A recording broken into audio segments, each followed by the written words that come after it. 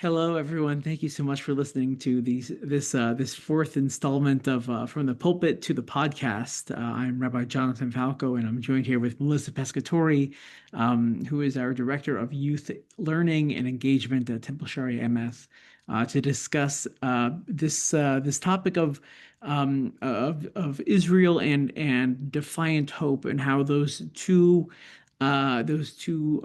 greater concepts filter through into our process of education and how we instill those values into our young ones. So I'll start by explaining how I arrived at this idea. It came from the sermon that I presented this past Yom Kippur 5786, speaking about how there's a feeling when one walks into a new place before the furniture is in, like there's an emptiness, an echoing, and but also it's full of possibility, and that's also what Yom Kippur can feel like for us, like a spiritual move-in, and the year is built by what fills it, up.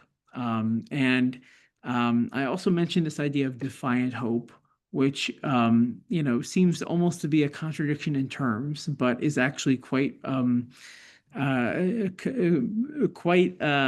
understandable and approachable when one thinks about it in a more granular way. That is to say, a defiant hope that insists that the story isn't over. That is that defiant sense, and that renewal is always possible, which is that sense of hope. And so no story captures that better than that of Israel's, both as a nation state, the modern state of Israel, and both as Israel as a people. In other words, a people that chooses life again and again, and a people writing new chapters in every generation as part of that ongoing story. So again, I'm joined today, gratefully, by Melissa Pescatore, again, who's the Director of Youth Learning and Engagement here at Temple Shaari Emeth, of which I'm the Assistant Rabbi. And we're going to talk about what it means to pass that sense of defiant hope to the next generation. And we'll talk about how we invite students to see themselves as part of that ongoing Jewish story. So again, I'm Rabbi Jonathan Falco, and this is Conversations in Zionism from the Pulpit to the Podcast. So, Melissa, thank you so much for agreeing to be a part of this project. Thank you so much for having me. Of course. And your role as being the Director of Youth Learning and Engagement is so critical to a Jewish community, especially in modern times where historically and traditionally, one's learning comes either through parents or through a yeshiva, and when that's not a part of our religious practice or world in a modern sense, that they get. Where else do they get that? They get it from shul. Who do they get it from? Well, from the director. And that's you, and that's a big responsibility. So you shape how young people experience Jewish life and American suburban life. I hope that when we throughout this discussion you'll draw on your experiences of course at Temple Shaari Emeth, but that being an American suburban life that is quite prevalent throughout the United States in terms of how Jews observe and live their lives out, whether they consider themselves a part of the Jewish community or not, affiliated or not. But suburban Jewish life is quite a dominating factor in how one understands their Jewish identity. So I'll just say that I met Melissa when I was first interviewing as the assistant rabbi for Temple Shaari Emeth, and I felt like building on top of the same tower for each other when we spoke about the passion for Jewish engagement at a young age, and building a sense of love and pride, and instilling that within our youth, and ultimately that they leave with a sense of love for our tradition, and knowledge that there's so much more to always be a part of, regardless of whatever ritual or life cycle ceremony one may have completed as part of their religious education, be it having become bar or bat mitzvah, or having have even completed their confirmation. That it doesn't end there. And part of that is the work that Melissa does to instill those values in those students. Ultimately, the question I want us to focus on today is that of how do we teach hope, not as naive optimism, but rather as a lived Jewish value and that's present and visible within our own lives. So we'll keep that question in our mind as we move forward with the conversation. Um, on Yom Kippur, I spoke about Yom Kippur as both a spiritual and an educational moment. That is, every year there's a new page to fill. Um, that We have both this blank page in front of us, as well as the learner, the lifelong learner. That is one who's curious and open-minded to taking in the teachings of our tradition and incorporating them in some fashion into their own lives.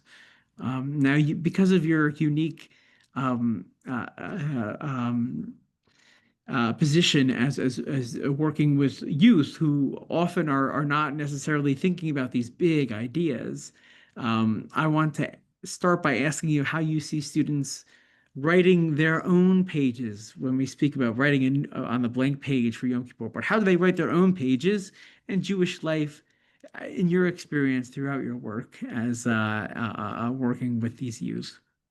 I think that's like one of the most exciting things about my job is that it is like every student is this blank page in so many ways, and is constantly kind of writing their own page and their own Jewish story. And I love how you were just framing it of part of my goal, I always think, is building the strong Jewish identity and helping our students be proud to be Jewish. And especially in our kind of American suburban lifestyle where there's a lot of competing factors in that and a lot of um, pressures and um, like competition for identity in some ways. Yes. So I really think part of it is how do we build that pride, and that pride can come in all different forms, and that's a lot of what the blank page is for the students. Like for me, every time I see the light bulb go off, as I say, right? I last week I brought a Torah scroll into a classroom, and I'm watching the students' faces as they're looking at this Torah scroll, and it's like this aha moment. That's this beautiful thing that they're writing this story and connecting to their heritage, like this past, present, and future kind of moment on their blank page. Uh, Right. That they can like touch this piece of history, although it may have been written by a scribe, not too long ago, but is still like transcends time by virtue of what it contains, and that by becoming familiar with it, it kind of spark something within them that they're a part of something greater. Did I get that right? Yes, 100%. That like link in the chain feeling that you are connected to something that has been going on for so long and going forward, right? Like especially with our high school students or bar and bat mitzvah and beyond bar and bat mitzvah, like you are part of this link in the chain to continue this tradition and heritage, and you have an important part to play in that. Right. That the first thing that comes to mind when you say that is that eventually we come to a point where things are made for us to experience, and then eventually we come to that point in which we realize we are now at the age and the point at which we carry that torch. And we do have a voice and values to espouse and to share with the community. And that's a level of empowerment that I think all young people strive to achieve, and especially when an element of tradition and religious heritage that's involved. That you are not commanded to sit in the rows and listen and be quiet and not to participate, but rather we won't succeed without your participation. Right. And I think that is that leap of that really is the blank page, right? Like that leap of what it's going to look like after you're in this moment that it's like prescribed to you, right? Like right now, so many of the students in the school are like, I have to be going to religious school, right? Like, and Of course. that's helping them kind of tell that story and write that. But then what happens once that gone? Once you don't have to anymore, then right now it really is this blank page that you get to write your own story. And I really see that as our work and my work of how can we plant seeds all along the way to build this pride and this connection and this feeling of community and support. So then when the path is in front of you that you get to choose, like you are choosing this connection to Judaism and making it your own and finding your way to be connected to it. That was beautifully articulated and aspirational for us all. And it makes me think of this idea of not only um, do the people who are upcoming in our community and within any community, this would be true that their commitment to Jewish life and continuing their learning uh, uh, um, and valuing it as opposed to seeing it as something that they had completed and perhaps they may return to it at some point, but now is not the time for them or that they have any desire to do so. And so this leads me to this question of how we can make Jewish learning feel open and full of possibility rather than a rather fixed understanding of what it means to have knowledge that empowers us to be Jews, that can also be intimidating without that knowledge. Yeah, I love this question. I was thinking about this because my title changed this year. Formerly, I was the director of religious education, and when I was kind of thinking about, oh, like, what should my new title be? When in talking to colleagues, feedback that I got was, oh, like you really want something active that like conveys activation and activeness. And that's why learning, it's like this kind of forward thinking and active process as just opposed to religious education felt more in a box or stayed Yes, kind that of you are like, on the right, forefront of how people might succeed in understanding the lessons we try to impart. right. So it really is about that engagement and that how do you help students connect with the learning, but also be active in their learning. And that's exciting to me because I think if it's just, okay, we have to learn these prayers because I need them for my bar bat mitzvah, or generations of Jews have said these prayers, Right. great, wonderful reasons, but that's not going to help you connect to them or think about the deeper meaning of them or how that connects to your life or why we say them. You're just saying them to say them. So I think a lot about my favorite thing to teach is tefillah. We have a weekly tefillah that we do during religious school. And I like thinking about it as like this lab where students can experiment or try something new or figure out their connection to a prayer or try a new movement or increase their spirituality because they're taking a deep breath, like just different things to kind of add to make it active and come alive. And I think, I mean, that's kind of classic education, right? The more that you're connected to and invested in the subject, the more interested you're going to be in learning about it. And how do we develop that kind of natural connection, especially in our youngest students? Like they are so excited about a new language, about a new holiday that they don't know about, a new food they've never tried, right? Like, how do we Yeah. keep that excitement as you get older, right? Like you're like, oh, okay, I learned about Hanukkah, like this starts to wane, but how do we keep that excitement there and that feeling of connection? So I think that's a critical piece is moving away from that fixed this is what we do, which is one of my favorite things about Reform Judaism, that it really is a choice of as you learn things, you can decide this is what's meaningful to me and how do I make this my own. And I think that connection and sense of ownership hopefully helps make it less intimidating because a lot of Jewish life is intimidating, right? We're reading and chanting these prayers in another language that's this ancient language and we don't know it and what are we saying? And there's a lot of barriers to Jewish life. So the more ways that we can build that connection, the more kind of open it becomes.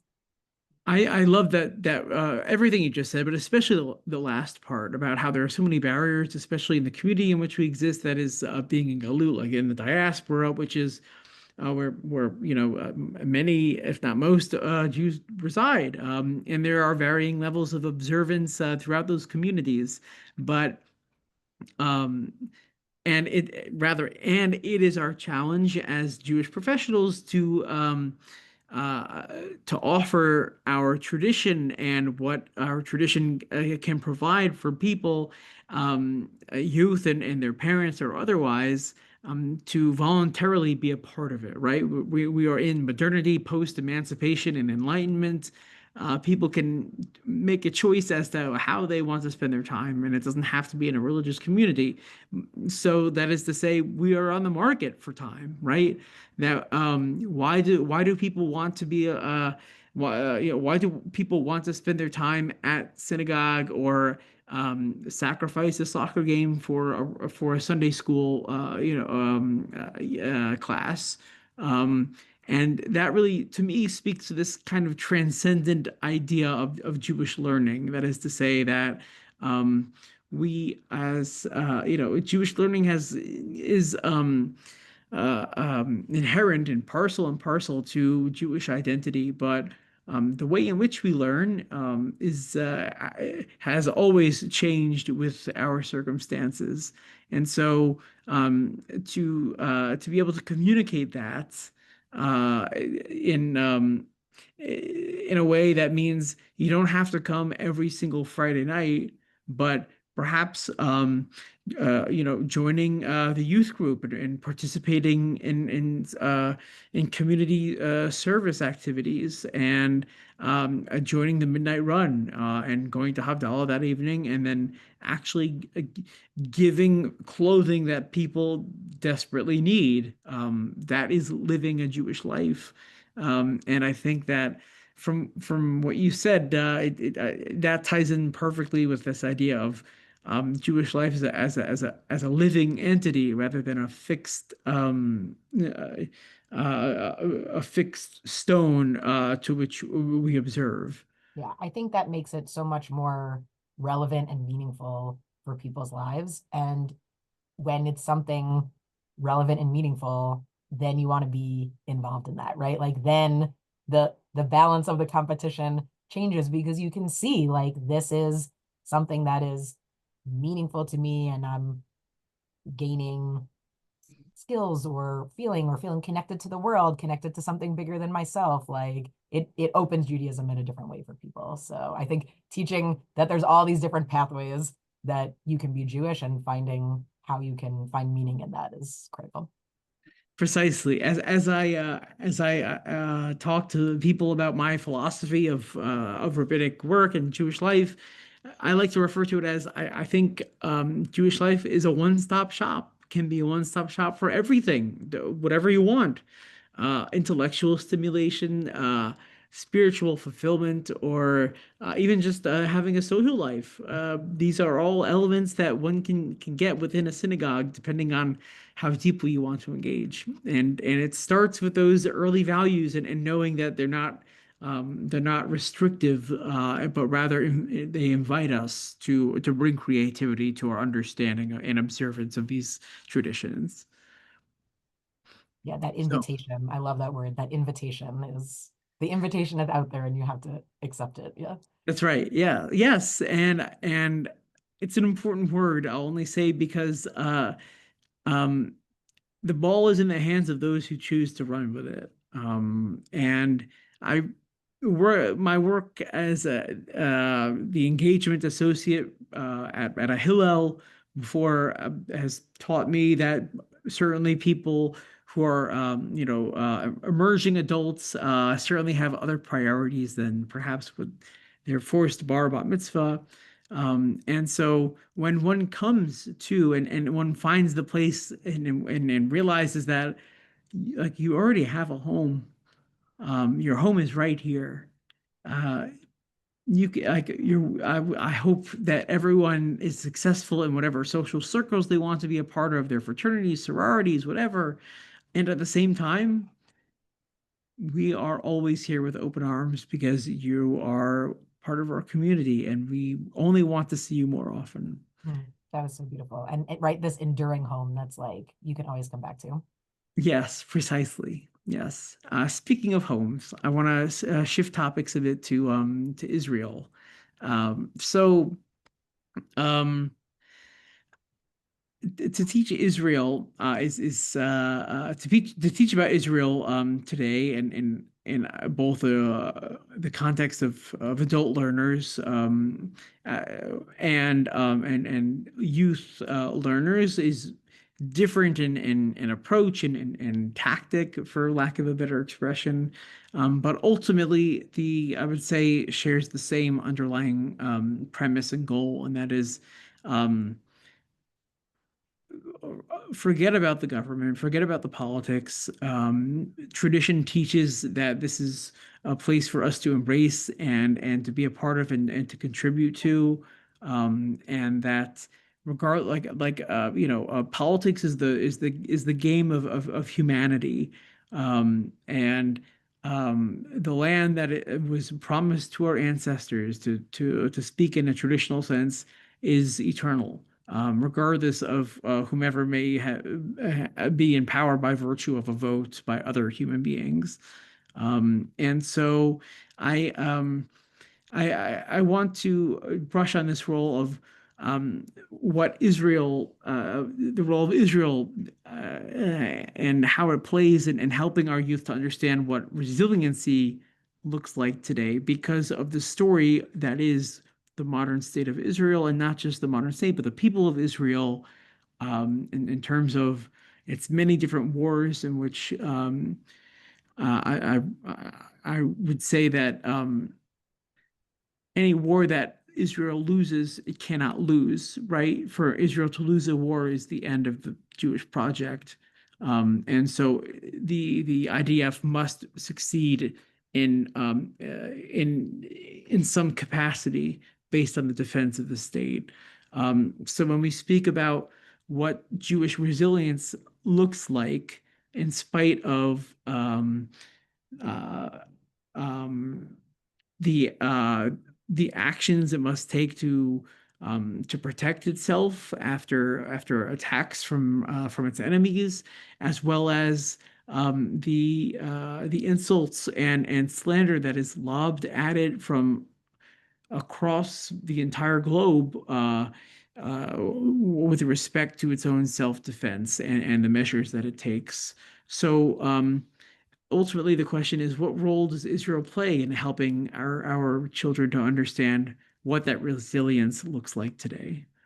Yeah, I think Israel education is such a fascinating topic right now. It's always been an interesting topic, and especially now since October 7th, Israel education has taken a whole new meaning and focus and import and in complex, nuanced ways. It's not an easy answer, right? And I think like part of telling the story of Israel is complexity, which like also helps kind of build that resilience in some ways, because like this is not the struggle of Israel to become a Jewish state is like by definition a story of resilience and complexity. Yes. And I think especially in today's society where nuance is difficult, right? Everything, so often things have to be put in a black or white box. And continually I say this this topic is the furthest from that possible. Like if you want to have a deep discussion and do deep learning on Israel, everything is nuance and complexity. You're not getting any easy answers here. And if you are getting easy answers, like you have to dig deeper because that's not it. That's too surface level. So I think Very, very well said. And I just want to push this a little further in dialogue to ask then while holding the complexity of loving Israel, um, we and curious students and anyone of intellectual honesty would must ask questions about the critical issues that Israel confronts. So how do we help our youth to hold both that the complexity of keeping Israel in their heart while also acknowledging the reality on the ground that is not idealistic, but unfortunately sometimes very ugly. Yeah, I think that this is the challenge of this moment. I think for years, especially like in my generation growing up, it was more kind of sunshine and rainbows for Israel, right? Like this is the Jewish state, light unto the nations. This is like so exciting. Look at we made the desert bloom, right? Like all these Right. wonderful things. I went to Israel when I was 16 on a nifty in Israel trip, and it was such a profound experience for me that right I can kind of draw a line and say, oh, that's part of why I am where I am today. And that did make me love Israel. And then growing up and in subsequent years, as I kind of gained more understanding of some of the complexities of what's going on in the region and what Israel has done over time, that hasn't eroded my love. And you kind of have to grapple with both of those things at once. And I think that's really challenging with students when your knowledge base is both variable. We have students who know a great deal about Israel and students who aren't plugged into what's going on in Israel, right? So you're dealing from very different knowledge bases, and we live in the diaspora, right? Like we are in America, that we're not, all that we're getting is like, it's like a game of telephone. You're getting it just from reporting. You're not living it on the ground where you can kind of see how that's making you feel Or after your facing neighbor students. it was injured or is a Yeah, commander, right? right. Totally different feeling. So I think part of it for me as an educator is this push to start talking about Israel and the complexities of Israel with students at younger ages. I think there's a fear a lot of times that, oh, like elementary school students, they can't handle this topic or they can't handle this complexity.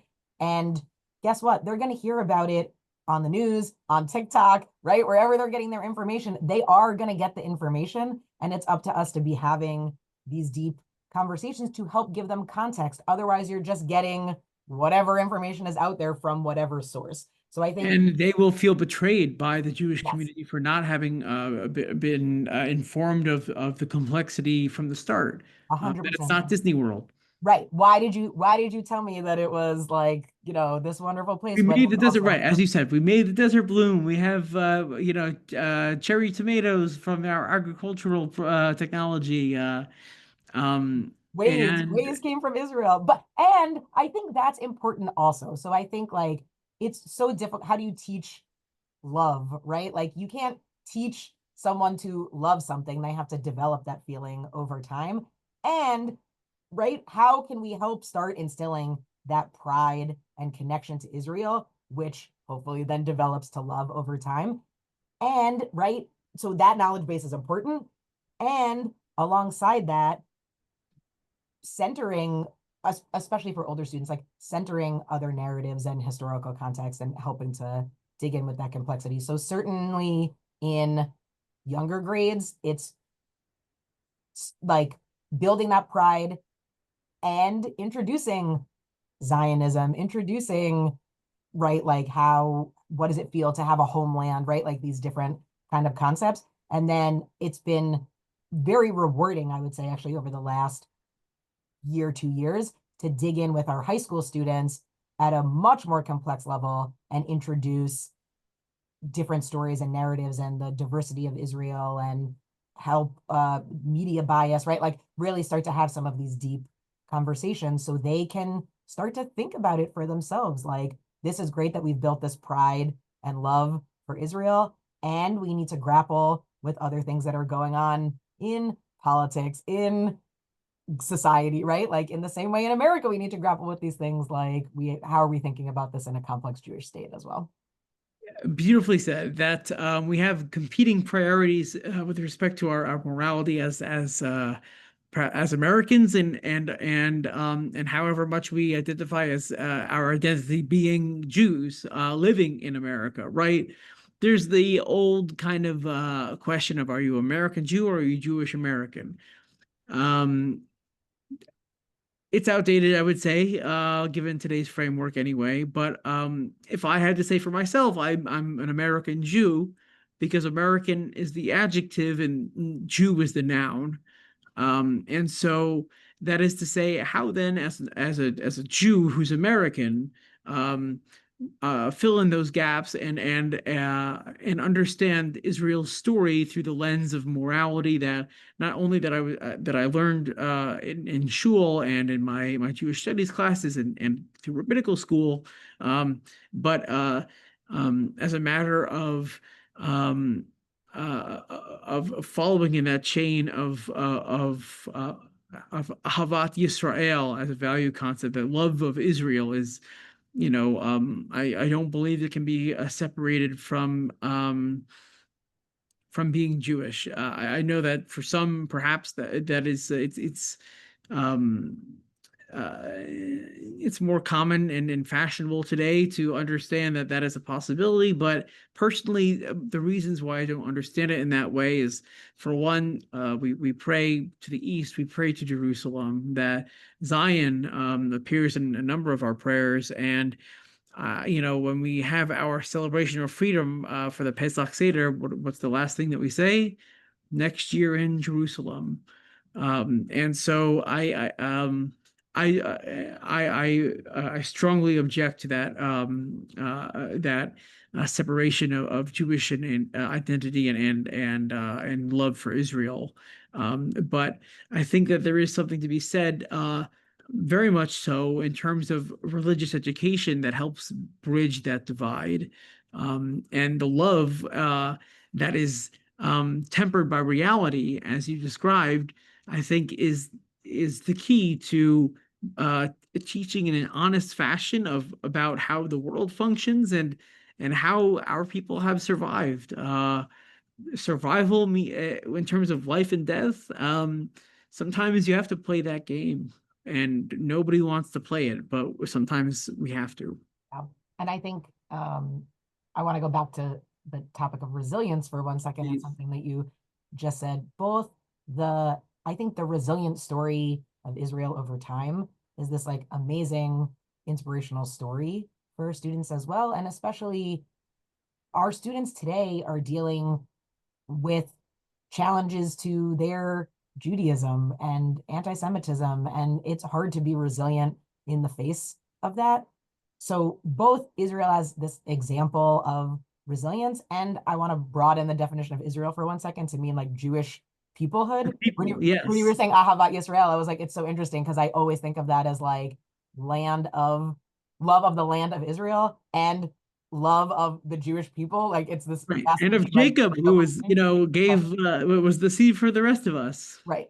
And I think that sense of connection to the wider Jewish community, especially in times of struggle, like especially in times of we're dealing with a lot more anti-Semitism in America. And not that I want to contract only into ourselves, like not saying that at all. But when you feel that you're connected to something greater and there is this wider Jewish community out there, it does give you this sense of strength and resilience that we can be a people that perseveres. And I think there's, especially for our students with like mental health challenges and well-being, all these different things, like that is a powerful thing to connect to. I absolutely agree with you, and I think the obvious connection there comes from building one's confidence and knowledge in their Jewish identity to be able to be part of that discussion, and that's where the work that you do comes in. That people feel empowered to speak about the things that they care about while knowing that they know enough, Mhm. and that they're aware of the greater milieu, that culturally speaking and politically speaking, that they can speak with authority about their convictions. And I think that gets That is to, the ultimate goal. Yeah. yeah, that, and I think that's the root of Jewish education. And I'm not putting words in your mouth, but I would imagine that that is the ultimate goal of someone in your role. Yeah, it really is. We take our students on a trip every year to Washington, D.C., as part of our 10th grade program. And it literally is, for me, like that exact moment where it's like the education that has led up to this point meets the road of what you're going to do with it. And our students get to lobby on Capitol Hill. And it really is this moment of, okay, you're going to take all this Jewish knowledge and your conviction and your pride and speak truth to power and stand up for what you believe in. And for me, it's the best moment of the year every year because it is the seeds that you've planted coming to fruition and hopefully continuing on from there, to make proud lifelong Jews. Yes, yes, absolutely. Yes, I'm into that. And the time that I had the privilege and pleasure of joining you on one of those trips for the RAC and the Litaken Institute, you might call it, or trip. Yeah, Litzaken Social Justice Seminar. Yep. Thank you. You got it.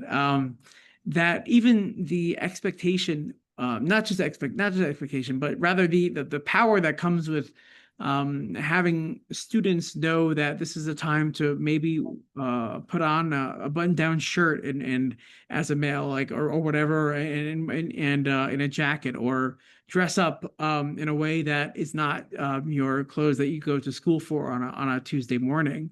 Um, is a sense that, hey, what you're about to bring to these representatives and by virtue often of their staff, but to still get to them, and that you're in kind of politically hallowed ground, that this is the place at which that is the center of our of the structure of how we live our lives. This is important.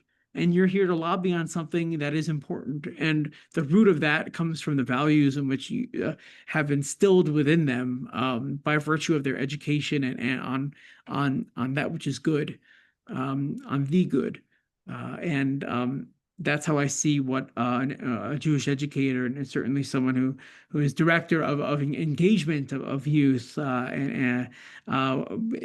seeks to establish um, and fortify. If I'm doing that, I'm doing good work. Well, the fact that they are going and the fact that they come back so excited to continue and talk about what they've done.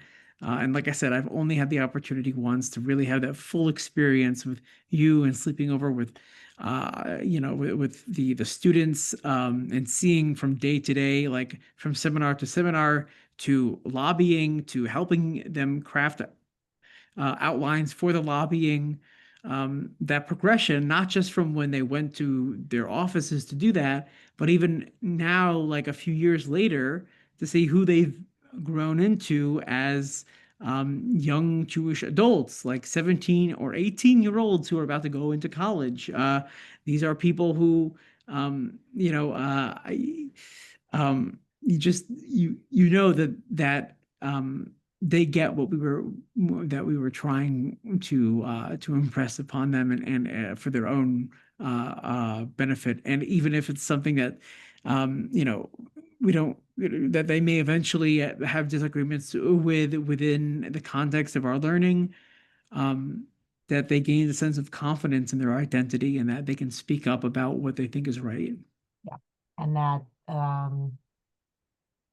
feeling of connection and being part of something and that you have that power to Yes. stand in your identity and stand in your beliefs and and now carry that forward into what you're doing next. And that you have a voice. Mhm. And And in your voice community is powerful, as we like That's to say. right. That's right. So I won't ask either of us to sing it for our listeners. But look it up. It's a great one. The last thing I wanted to address with you is this idea of the blank pages, as I referred to earlier, for Yom Kippur, the blank pages that are ahead of us, and the ones that lie before not just our community at the moment, but the young people that will ultimately be the ones to fill them. You and I are doing what we can to fill them now. And in every single year, there's a new a new, I don't want to say generation, but a line of people of Jewish youth who are to contribute to that blank page. So where do you see the content of those blank pages going? And how might it relate to community in general? I think you know, the competition for attention is so prevalent in our society right now. Everyone has shorter attention spans, and what are you tuning into? And it's so interesting when you work and your life's work kind of is like in an institution that kind of, as we were talking about before, is like millennia old, and right, like you're adhering to something that's more longer form often than like, you know, a 30-second soundbite. Yeah, So I think like that's a really interesting challenge and idea going forward in a world of AI and social media. How do your texts still stand up over time? And yet I feel like we see that all the time, that, you know, we joke with the students, not joke, but it's like a thing we say every year, like, oh, we read the Torah every year and we started anew. And why are we reading the same book every year? Why is this important that we keep going back to it? And it's because we are coming to it as new people every year. And I think the same can be said of, right, the next generation is like, it's we're still going to be telling, right, those same stories, because those are foundational elements of Judaism and of our beliefs. And how are we approaching it as new people? So I think certainly like how technology is interplaying in that will be fascinating to see going forward. And I think the next generation will have a lot to say about that. How can we kind of use these wonderful tools to elevate Jewish life and make it our own? And kind of the democratization of Judaism in that way, right? There's like a lot, we were talking before, oh, there's lots of different ways to practice, but that's exciting and scary in some ways of like, as people are making it their own, like how how can you expand Jewish life and bring more people in? And I think another interesting blank page in that same way is, how do we continue to open our tent and interact across lines of difference and bring more people in, both more Jews or people who are feeling disconnected, and also people of any religion. How do we kind of have those dialogues across lines of faith and find those commonalities and be able to communicate with other people in a world right now that's feeling so divided? I think that's scary to think about if we can't figure out a way to do that, but also this wonderful opportunity if we can. That the I don't know, that's the defiant hope, right? You started with that. Like, how can we kind of be defiant in that world that's trying to make everything very binary and it's this or that, black and white, and right? hang on to the hope to say, like, we all of us have important things to share with each other, and this is the beauty of Judaism that I want to share with you wherever you are. Yes, yes, absolutely. That it is as much a risk as it is an opportunity for us. And you know what comes to mind is as you were answering that was, you know, the concept more of kishkas, right? Like, um, we can ask a person, someone who's within the young Jewish community of, you know, what do you want to write on your blank page? And they could say, as I would expect most people when first pressed with the question, I don't know, I don't know. And then the next thing I would recommend for them to think about is like, well, when you consider what's happening either within the Jewish community, outside the Jewish community, to the Jewish community, or in the world at large, what riles your kishkas?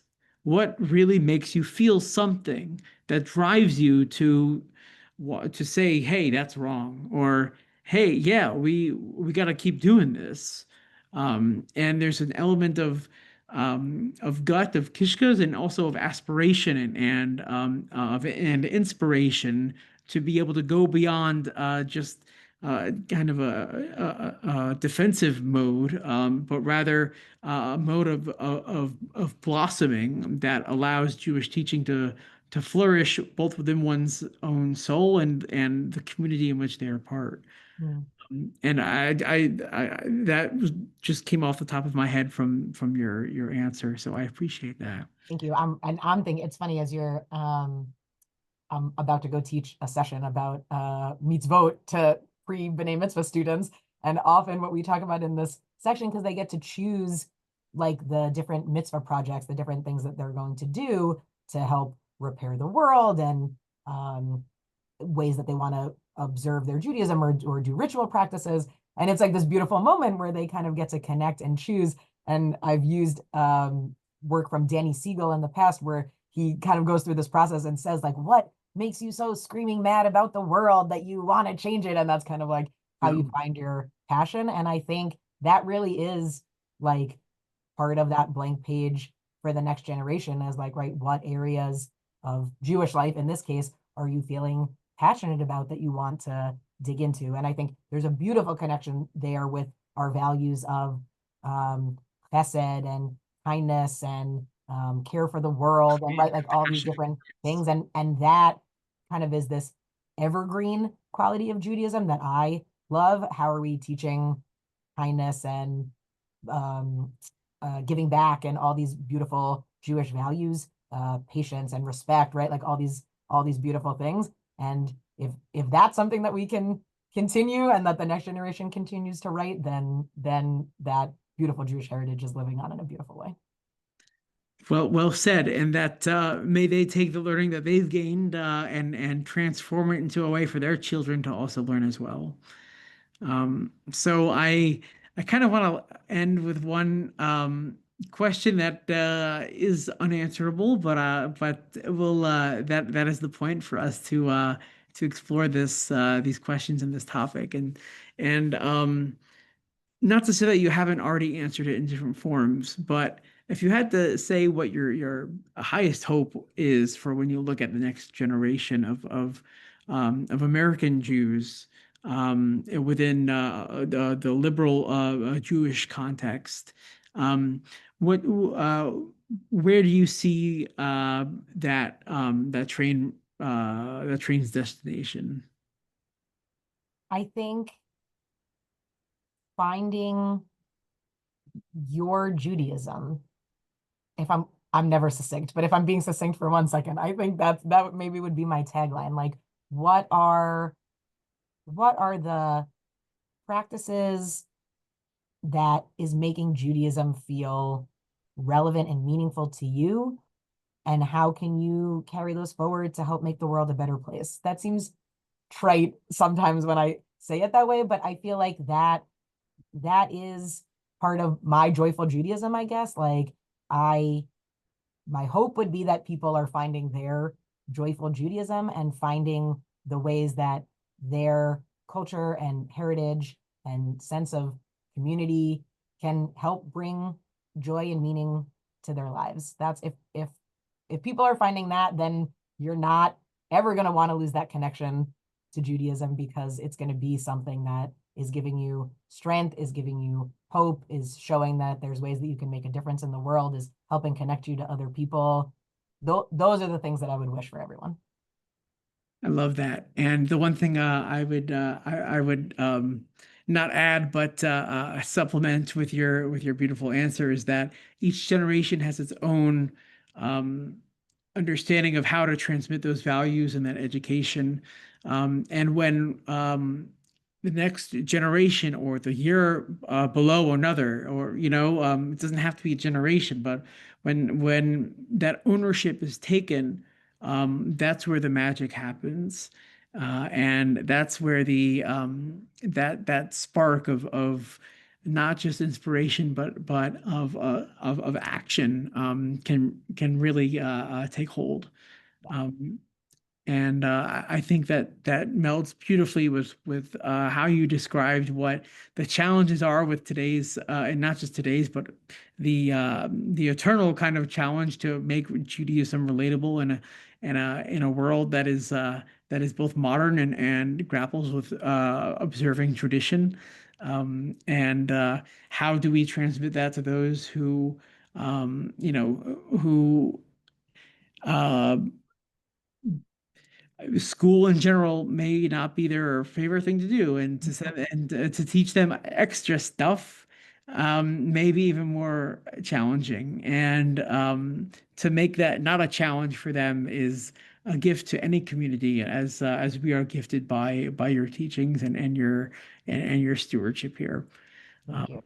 Yeah, it is it's the continual challenge, right? And it's wonderful to be able to do that in community with supportive partners where, right, you can dream and educate and figure out how to motivate all these students together.